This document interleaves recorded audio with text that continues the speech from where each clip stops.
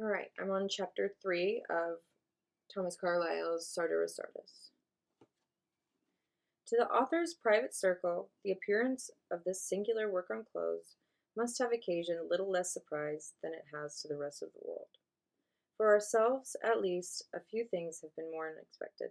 Professor Teufelsdrockh, at the period of our acquaintance with him, seemed to lead quite still and self-contained life, a man devoted to the higher philosophies indeed, yet more likely, if he published at all, to publish a refutation of Hegel and Bardelli, both of whom, strangely enough, he included under a common ban, than to descend, as he has here done, into the angry, noisy forum, with an argument that cannot but exasperate and divide. Not that we can remember was the philosophy of clothes once touched upon between us. If through the high, silent, meditative transcendentalism of our friend we detected any practical tendency whatsoever, it was at most political and towards a certain perspective, and for the present quite speculative radicalism. As indeed some correspondence on his part with Herr Oken of Jena was now and then suspected, though his special contributions to the Isis could never be more than surmised at. But at all events nothing moral, still less anything didactico-religious was looked for from him. Well, do we recollect the last words he spoke in our hearing, which indeed with the night they were uttered in. Let me start over. Well do we recollect the last words he spoke in our hearing, which indeed with the night they were uttered in are to be forever remembered. Lifting his huge tumbler of guk, and for a moment lowering his tobacco pipe, he stood up in full coffee-house. It was Zur Brunnen Ganz, the largest in Weissenau, where all the virtuosity and nearly all intellect of the place assembled of an evening.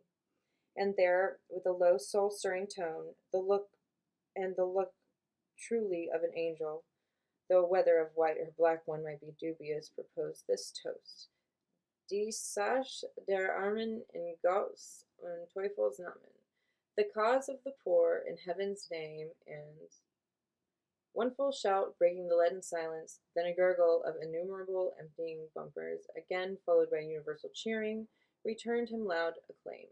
It was the finale of the night. Resuming their pipes in the highest enthusiasm, amid volumes of tobacco smoke, triumphant, cloud-capped without and within, the assembly broke up, each to his thoughtful pillow. Bleibt doch ein Eiderspaß unverwogen, etc., meaning thereby that one day he would probably be hanged for his democratic sentiments. Wo steckt der Schlag? Added they, looking round, but Teufelsdrockh had retired by private alleys, and the compiler of these pages beheld him no more. Guk is unhappily only an academical beer. In such scenes has it been our lot to live with this philosopher, such estimate to form of his purposes and powers. And yet, thou brave Teufelsdrockh, who could tell what lurked in thee? Under those thick locks of thine, so long in length, overlapping roof-wise the gravest face we ever in this world saw, there dwelt a most busy brain.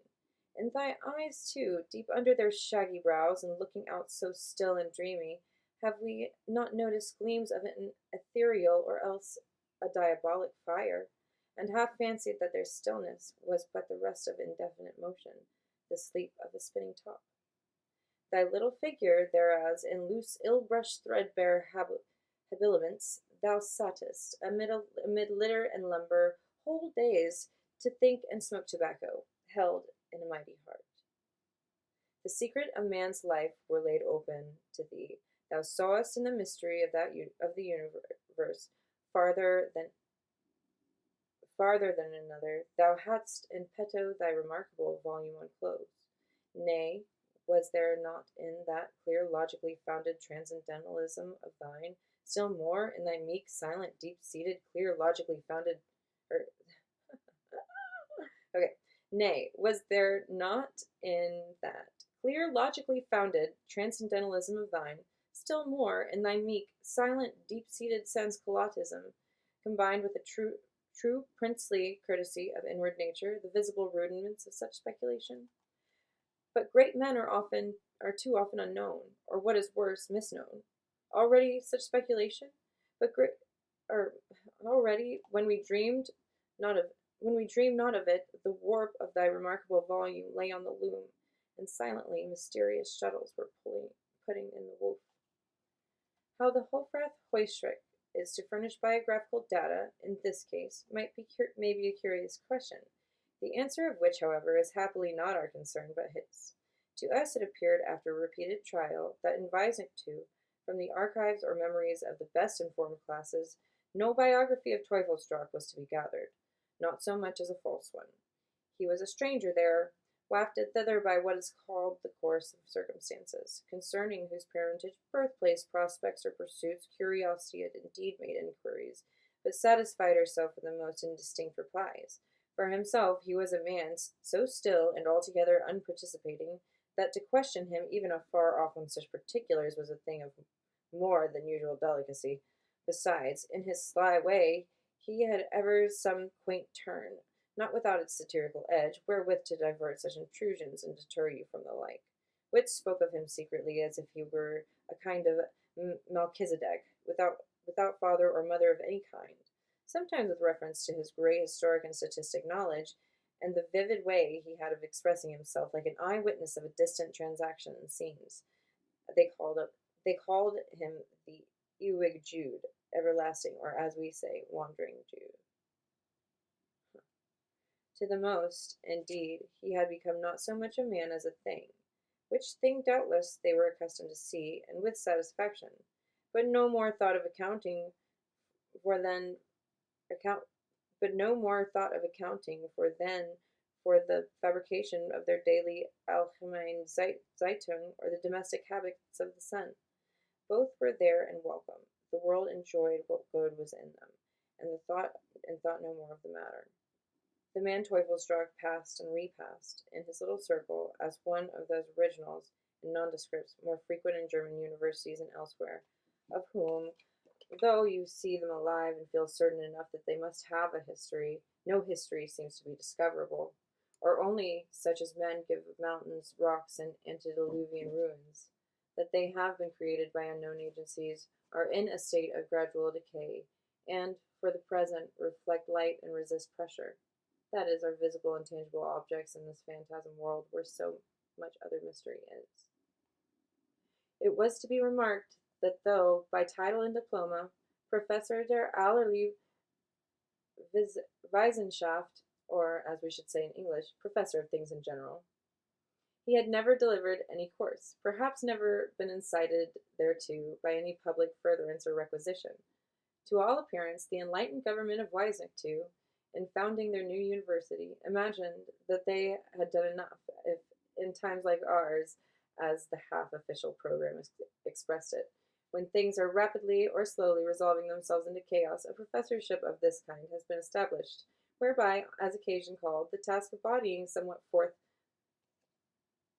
again from such chaos might be even slightly facilitated. The actual lectures should be held in public class for the science of things in general, and they doubtless considered it premature.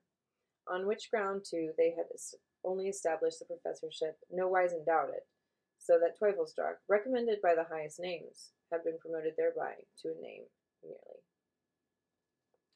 Great among the more enlightened classes was the admiration of this new professorship, how an enlightened government had seen the want of the age, Zeitbedürfnis, how at length, instead of denial and destruction, we were to have a science of affirmation and reconstruction, and Germany and Weisnicht, too, were where they should be, in the vanguard of the world. Considerable also was the wonder at the new professor, dropped opportunely enough into the nascent university, so able to lecture should occasion call, so ready to hold his peace for indefinite periods, should an enlightened government consider that occasion did not call. But such admiration, such wonder, being followed by no act to keep them living, could last only 9 days, and, long before our visit to that scene, had quite died away. The more cunning heads thought it was all an expiring clutch at popularity on the part of minister, whom domestic embarrassments, court intrigues, old age, and dropsy soon afterwards finally drove from the helm. As for Teufelsdrockh, except by his nightly appearance at the Grüngans, Weisnicht too saw little of him, felt little of him. Here, over his tumbler of gook, he sat reading journals, sometimes contemplatively looking into the clouds of his tobacco pipe, without other visible employment, always from his mild ways an agreeable phenomenon there, more especially when he opened his lips for speech, on which occasion the whole coffee house would hush itself into silence, as if sure to hear something noteworthy. Nay, perhaps to hear a whole series and river of the most memorable utterances, such as, when once thawed, he would for hours indulge in, with fit audience, and the more memorable, as issuing from a head apparently not more interested in them, not more conscious of them, than is the sculptured stone head of some public fountain, which through its breath mouth tube emits water to the worthy and the unworthy, careless whether it be for cooking victuals or quenching conflagrations, indeed maintains the same earnest assiduous look, whether any water be flowing or not. To the editor of these sheets, as to the young enthusiastic Englishman, however unworthy, Teufelsdrockh opened himself perhaps more than to most. Pity only that we could not then half guess his importance, and scrutinize him with due power of vision. We enjoyed, what not three men wising two could boast of, a certain degree of access to the professor's private domicile. It was the attic floor of the highest house in the Wangus, and might truly be called the pinnacle of Weisingtu, for it rose sheer above the contiguous roofs, themselves rising from elevated ground. Moreover, with its windows, it looked towards all four or as the Scotch say, and we ought to say, arts. The sitting room itself commanded three. Another came to view in the bedroom at the opposite end, to say nothing of the kitchen, which offered two, as it were, duplicates, showing nothing new. So that it was in fact the speculum or watchtower of Teufelsdrockh, wherefrom, sitting at ease, he might see the whole life circulation of that considerable city, the streets and lanes of which, with all their doing and driving, done and driven, were for the most part visible there. I looked down into all that wasp nest or beehive, we have heard him say, and witnessed their wax laying and honey making and poison brewing and choking sulphur. From the palace esplanade, where music plays while Serene Highness is pleased to eat his victuals, down to the low lane, where in her door-sill the aged widow, knitting for a thin livelihood, sits to feel the afternoon sun, I see it all. For, except Schlossker's weathercock, no biped stands so high. Couriers arrive bestrapped and bebooted, bearing joy and sorrow bagged in pouches of leather. There, top-laden, and with four swift horses, rolls in the country baron and his household. Here, on Timberleg, the lame soldier hops painfully along, begging alms. 1,000 carriages and wains cars come tumbling within with food, with young rusticity and other raw produce, inanimate or animate, and go tumbling out again with produce manufactured. That living flood, pouring through these streets of all qualities and ages, knowest thou whence it is coming, whither it is going. Aus der Ewigkeit zu der Ewigkeit hin. From eternity onwards to eternity. These are apparitions. What else? Are they not souls rendered visible in bodies that took shape and will lose it, melting into air? Their solid pavement is a picture of the sense. They walk on the bosom of nothing. Blink time is behind and before them. Or fanciest thou the red and yellow clothes screen yonder, with spurs on its heels and feather in its crown, is but of to-day, without a yesterday or a tomorrow, and has rather its ancestor alive when Hengst and Horsa overran thy island. Friend, thou seest here a living link in that tissue of history, which enweaves all being. Watch well, or it will be past thee, and seen no more.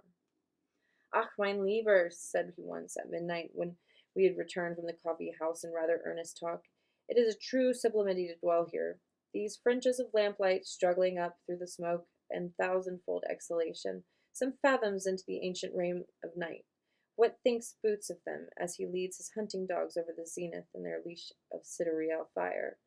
That stifled hum of midnight, when traffic has lain down to rest and the chariot wheels of vanity, still rolling here and there through distant streets, are bearing her to halls roofed in and lighted to the due pitch for her, and only vice and misery to prowl or to moan like night birds are abroad.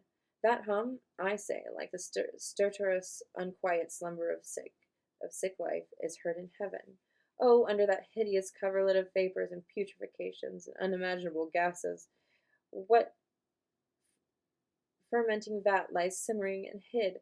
The joyful and the sorrowful are there. Men are dying there. Men are being born. Men are praying. On the other side of a brick partition, men are cursing, and all around them is the vast void night. The proud grandee still lingers in his perfumed saloons, or reposes within damask curtains. Wretchedness cowers into buckle beds, or shivers hunger-stricken into its lair of straw. In obscure cellars, Rouge et Noir languidly emits voice of destiny to haggard, hungry villains, while the councillors of state sit plotting and playing their high chess game, whereof the pawns are men. The lover whispers his mistress that the coach is ready, and she, full of hope and fear, glides down to fly with him over the borders. The thief, still more silently, sets to his picklocks and crowbars, or lurks in wait till the watchmen first snore in their boxes. Gay mansions, with supper rooms and dancing rooms, are full of light and music and high-swelling harps, but in the condemned cells the pulse of life beats tremulous and faint, and bloodshot eyes look out through the darkness which is around and within, for the light of a stern last morning. 6 men are to be hanged on the morrow. Comes no hammering from the Rabenstein? Their gallows must even now be a building.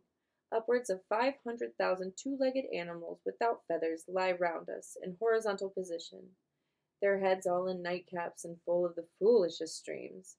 Riot cries aloud and staggers and swaggers in his rank dens of shame. And the mother with streaming hair kneels over the pallid dying infant now whose cracked lips only her tears now moisten. All these heaped and huddled together, with nothing but a little carpentry and masonry between them, crammed in like salted fish in their barrel, or weltering, shall I say, like an Egyptian pitcher of tamed vipers, each struggling to get its head above the others. Such work goes on under the smoke counterplane. But I, mein Werther, sit above it all. I am alone with the stars.